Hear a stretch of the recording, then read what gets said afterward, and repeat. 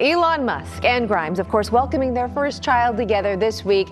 And soon after, they revealed the baby's name. It is spelled XAEA12. I mean, it's just X, the letter X.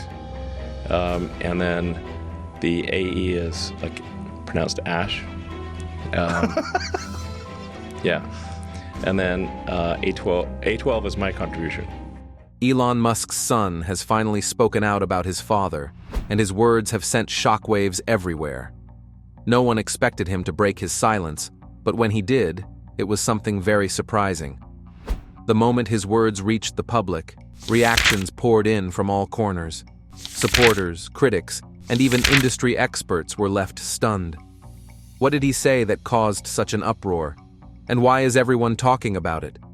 Join us as we will reveal what Elon Musk's son said about him.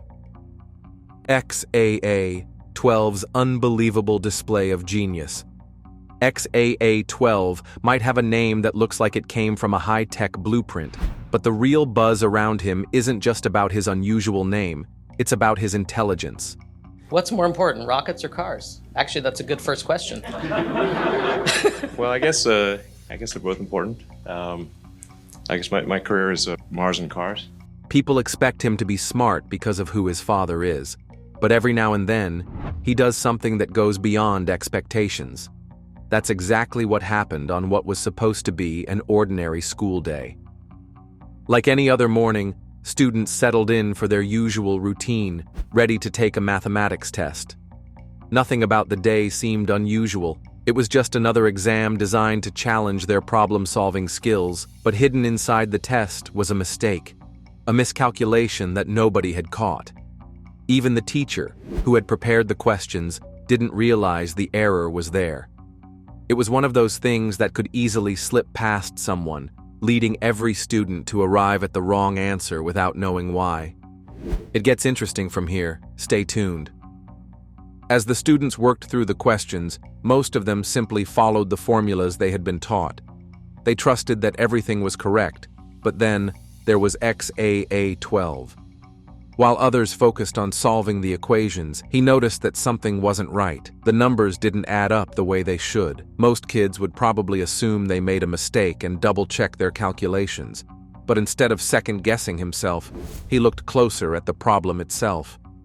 That's when he saw it. He knew the flaw wasn't in his work. It was in the question itself.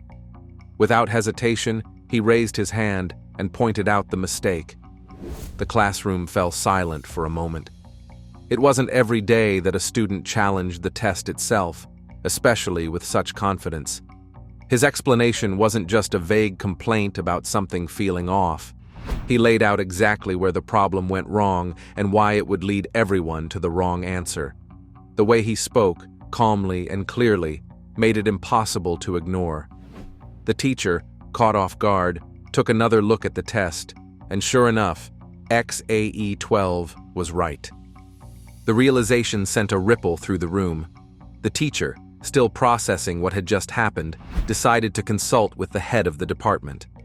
After a quick review, they confirmed that the test did indeed contain a major flaw. Because of XAA12's sharp eye, every student was given the chance to correct their answers. Some of his classmates couldn't help but joke that he should be the one grading the tests instead. Others just sat there, realizing they had just witnessed something they would probably remember for a long time. It didn't take long for word to spread beyond the classroom.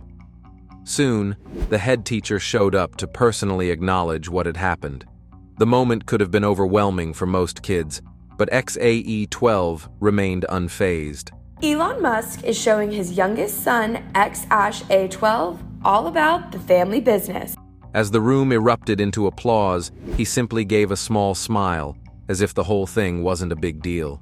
He wasn't looking for attention since he had just seen something wrong and wanted to fix it.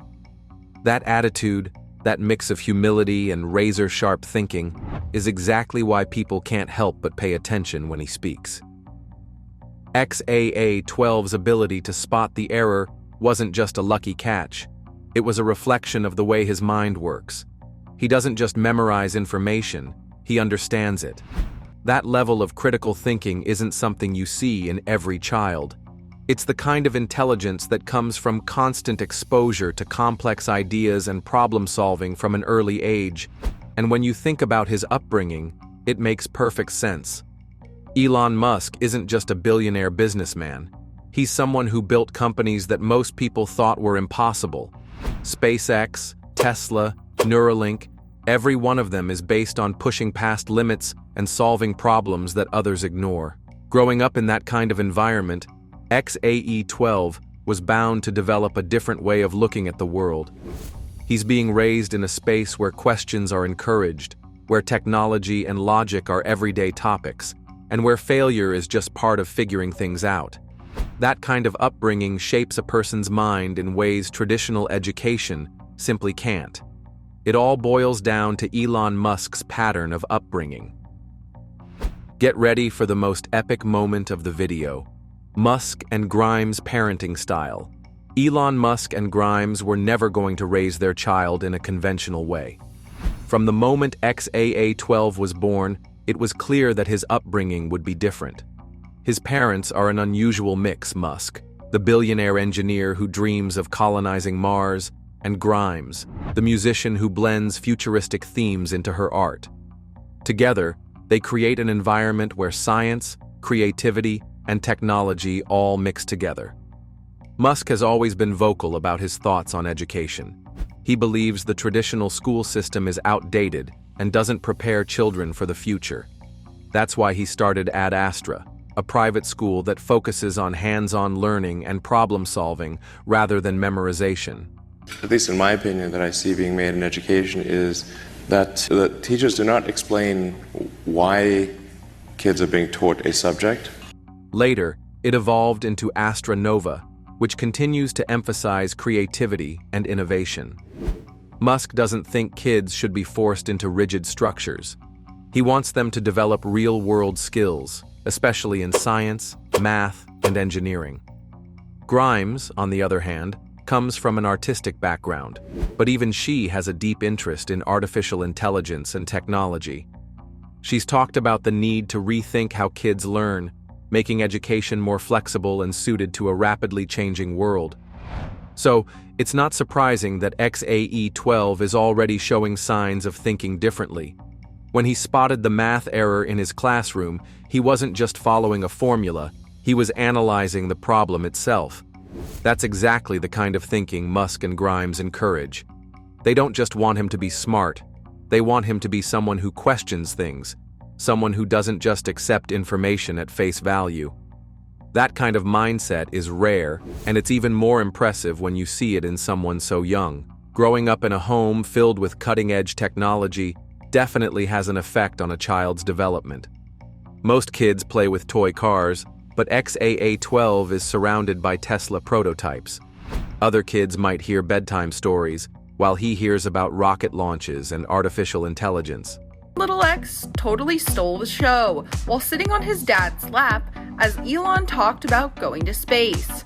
He's being raised in an environment where the future isn't just something to dream about, it's something his dad is actively building. Musk has said that his children are encouraged to experiment, explore, and learn through doing.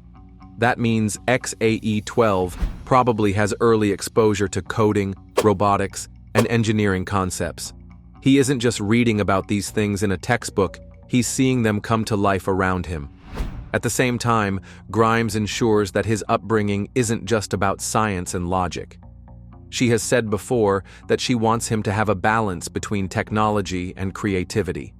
That means he's just as likely to be exposed to music, digital art, and abstract ideas as he is to engineering and math. That combination could make for an entirely new way of thinking, someone who understands both the technical and the artistic sides of innovation. Musk's approach to parenting isn't just about making sure his son is intelligent. It's about preparing him for a world that's going to look very different from today. Musk believes the future will be shaped by artificial intelligence, space travel, and new ways of living. He's already working on projects that could change the way humanity functions, from self-driving cars to brain-computer interfaces. When your dad is someone who builds rockets and electric cars for fun, it's hard not to absorb some of that mindset. XAA-12 isn't just being taught how the world works. He's being raised by someone who is actively shaping it. The incident at school wasn't just about a math mistake, it was a glimpse into how XAA-12 thinks. He didn't just accept the test as it was. He spotted something wrong and spoke up about it, even though no one else had noticed. That level of confidence, combined with his ability to analyze problems, makes people wonder what he'll be capable of in the future. It's why people pay attention when he does or says something. No one knows for sure what XAE-12 will do when he grows up. Maybe he'll follow in his father's footsteps and go into engineering or space exploration. Or maybe he'll take a completely different path, blending technology with art in ways that haven't been seen before. Musk and Grimes have both made it clear that they won't force him into any particular field. They want him to find his own way, whether that means working in science, music, or something entirely new. But whatever he chooses to do, one thing is certain: he's being raised to think beyond limitations, and that's exactly why people are so curious about what he had to say about his father. The unexpected twist is coming, just wait. What XAA-12 had to say about his father. Most people only see Elon Musk as the billionaire tech genius running multiple companies at once, but for XAA-12, he's just dad. He admitted that while he's obviously aware of his father's status, at home, Musk is just a regular parent. Over her parenting of him. He should not be in public like this. I did not see this. Thank you for alerting me, but I'm glad he was polite. Sigh. He described how his father is always thinking, always working, and always coming up with new ideas. It's like his brain never shuts off. Even at home, he's constantly talking about the future, throwing out wild ideas, and challenging XAE-12 to think in new ways. It's not the typical father-son dynamic, but it's the only one he's ever known. That said, being Musk's son isn't always easy. XAA-12 admitted that people assume he's just as brilliant and ambitious as his father, and sometimes that pressure can feel a bit overwhelming. Everyone expects him to be some kind of prodigy, someone who will one day take over Tesla or SpaceX, even though he's still just figuring himself out.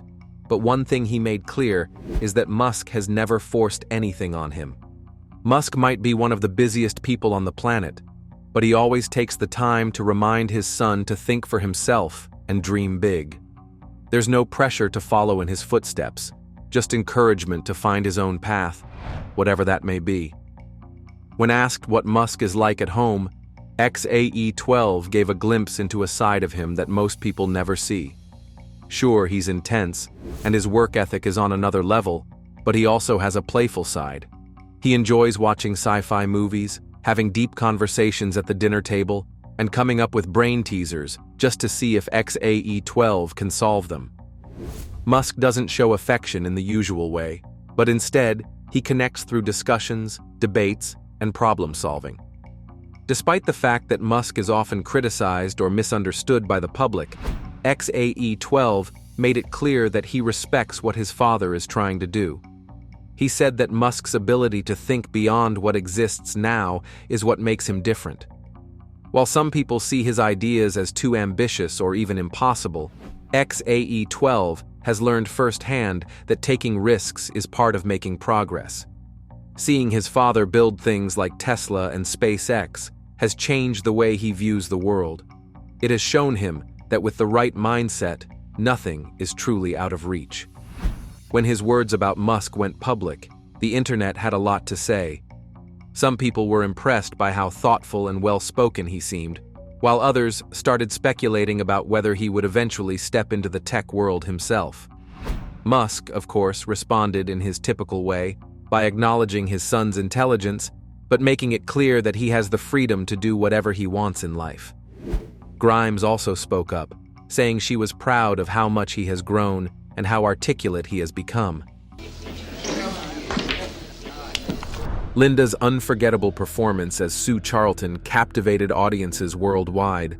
But what most people don't know is that one of her most iconic scenes was far more real than anyone realized. In this video, We'll uncover the truth behind the scene that made her a global star. What exactly was this scene, and how did it earn her the fame she has today? Let's find out. How Linda Kozlowski rose to fame. Before we get into the unforgettable scene Linda Kozlowski acted in, we need to first get a backstory on who she was as a person before she became famous. Linda Kozlowski was born on January 7, 1958, in Fairfield, Connecticut, USA. From a young age, Linda displayed a passion for the arts. She attended Fairfield's Andrew Ward High School. Then, she did what most people who shared the same passion she had did. She pursued her dreams by studying drama at the prestigious Juilliard School in New York City. Juilliard, known for nurturing world-class talent, gave Linda the foundation she needed to prepare for a career in acting. She graduated in 1981, ready to step into the competitive world of entertainment. After graduating, Linda worked hard to build a career in theater and television. She performed in plays and small productions, focusing on honing her craft. One of her early roles was in an off-Broadway production of Death of a Salesman. Linda played Miss Forsyth, a supporting role, but it helped her gain experience. Later, the play was adapted into a TV movie in 1985, and she reprised her role, which gave her some exposure. Even so, her career hadn't taken off yet, and she faced the struggles of being a relatively unknown actress. In 1985, Linda Kozlowski's life began to change when she heard about auditions for a low-budget Australian movie called Crocodile Dundee. She decided to audition for the role of Sue Charlton, a New York journalist who travels to Australia to write about an eccentric bushman named Mick Dundee. The movie's director, Peter Feynman, and its co-writer and lead actor, Paul Hogan, were looking for someone who could portray Sue's intelligence, charm, and curiosity.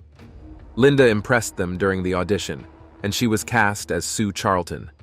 This role would turn her life around. Filming for Crocodile Dundee began in 1985. The movie had a modest budget of about $8.8 million and was expected to perform well in Australia, but not necessarily in other countries. Linda traveled to Australia for filming, where she worked closely with Paul Hogan, who played Mick Dundee. Their on-screen chemistry became one of the highlights of the movie. Linda's character, Sue, brought a sense of sophistication and balance to Mick Dundee's rugged, larger-than-life persona. Her performance blended humor, intelligence, and vulnerability, which resonated with audiences.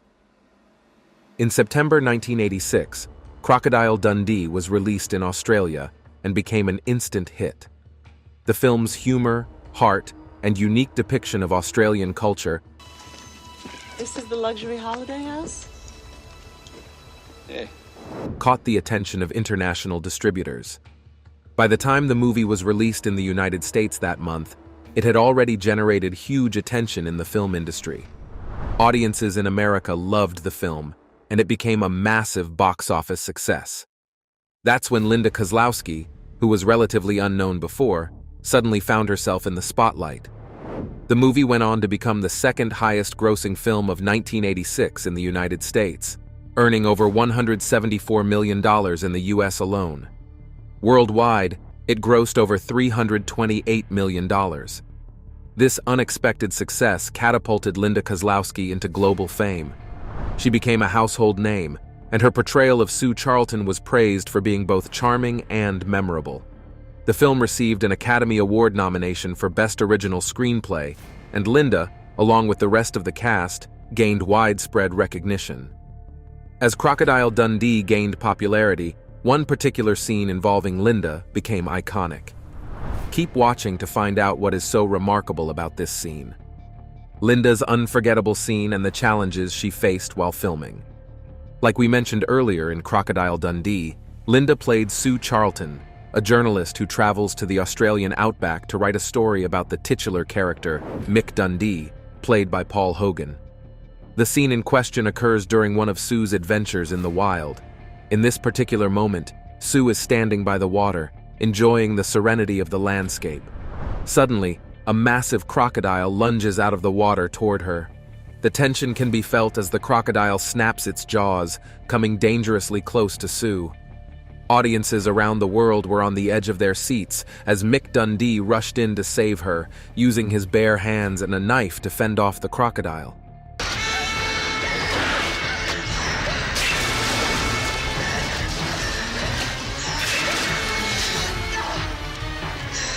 What made this scene unforgettable was not just the suspense, but also how realistic it felt.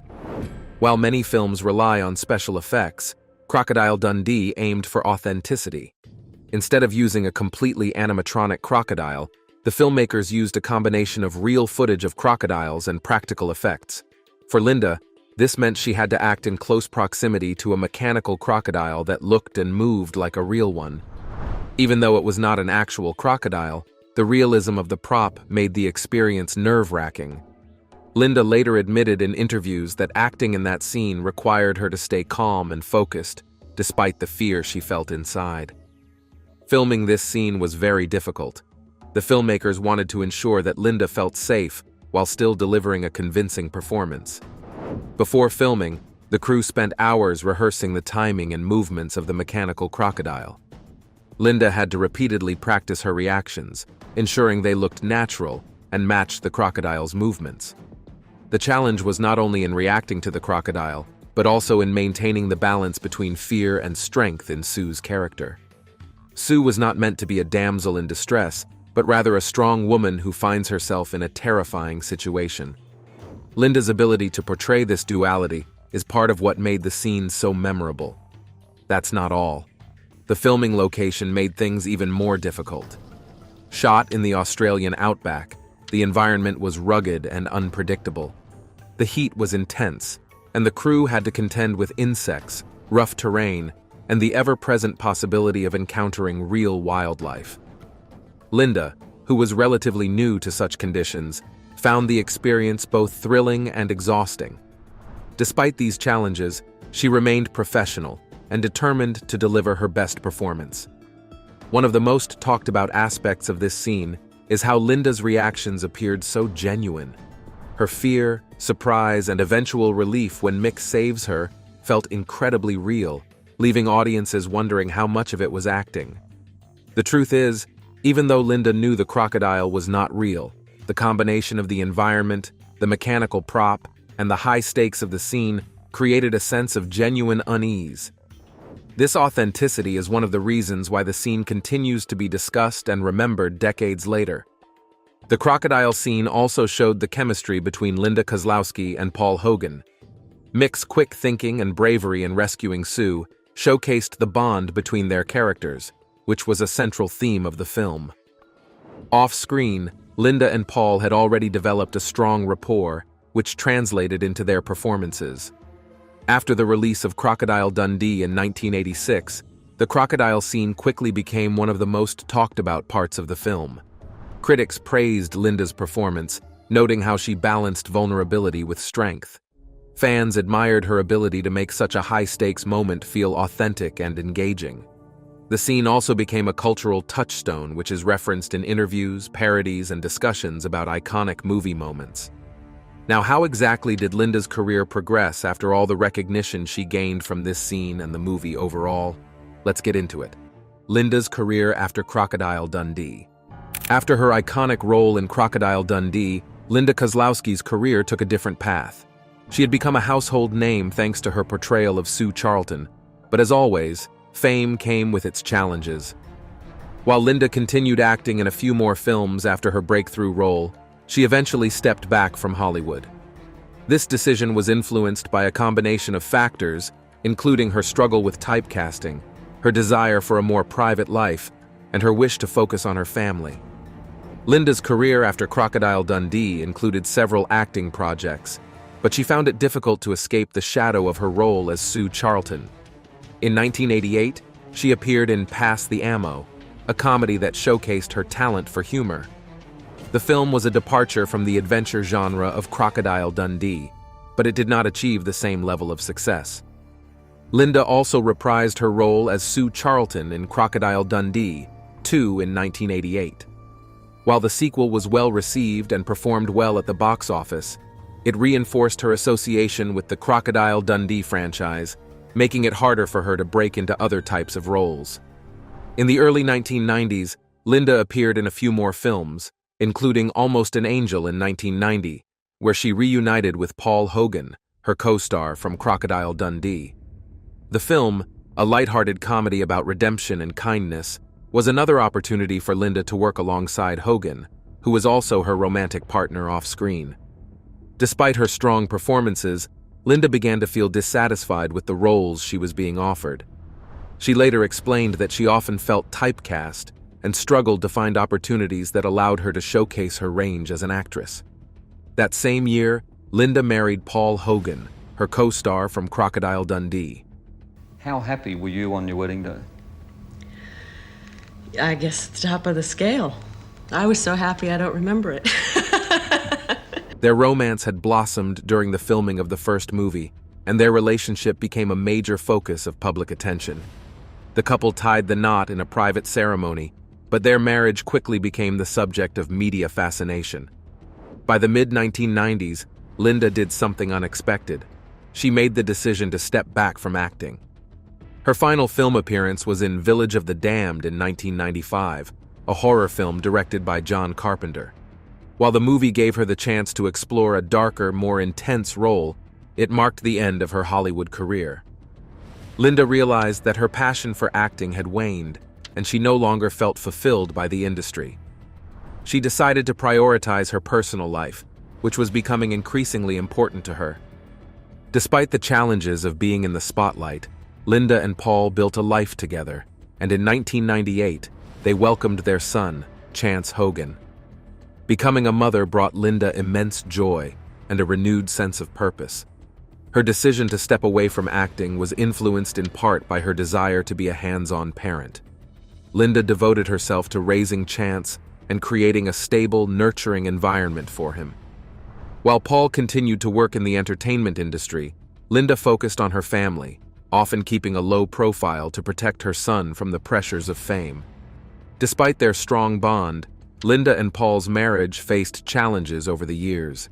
Their differences, both personal and professional, became more apparent as time went on. In 2013, after 23 years of marriage, Linda and Paul announced their divorce. The split was amicable, with both parties citing a natural drift apart as the reason for their decision. Linda later described their relationship as a meaningful chapter in her life, and she expressed gratitude for the time they had shared together. After her divorce, Linda began a new chapter in her life. She moved to Morocco, where she found love again with Moulay Hafid Baba, a Moroccan tour guide. The two shared a passion for travel and adventure, and their relationship marked the beginning of an exciting new phase for Linda. Together, they co-founded a tour company, offering customized travel experiences in Morocco. Linda embraced her new role as an entrepreneur, finding joy in helping others explore the beauty and culture of her adopted home. Linda also became involved in efforts to establish a donkey sanctuary, driven by her love for animals and her desire to make a positive impact in her community. Today, Linda Kozlowski is an inspiration to others, as she is an indication that success is not just about career achievements, but also about finding happiness and fulfillment in life. When Julia Roberts and George Clooney first met on the set of Ocean's 11 in the year 2000, no one could have guessed their friendship would last longer than many Hollywood marriages. Their first encounter wasn't just another typical Hollywood introduction. It marked the start of one of Tinseltown's longest-lasting, purely platonic bonds. Clooney shared that the moment they met, they just had fun, noting how their similar work styles helped form the basis of their friendship. Both stars were already well known at the time. Roberts was coming off her Oscar win for Erin Brockovich, and Clooney was moving from his fame on ER to a career in movies. What made their friendship special was how they kept work and real life separate. Unlike many Hollywood friendships that only exist on film sets or red carpets, Roberts and Clooney developed something more meaningful. When Roberts was pregnant with twins in 2004, Clooney put aside his usual pranks and showed a caring side not many had seen. He would ask if she was feeling okay, because she looked a bit tired, and he made sure she stayed hydrated on set. They worked together more often over the years, with Ocean's 12 in 2004 and Money Monster in 2016. However, it was the time they spent off-screen that really strengthened their friendship. Be like, caw-caw! And she would come out and make some weird bird noise, and then we'd go out and get coffee. When Roberts was pregnant for the first time, What are your thoughts on his revelation about his father? Let us know what you think in the comments. Do not forget to like this video and subscribe to our channel. Click on the next video displayed on your screen. You will enjoy it.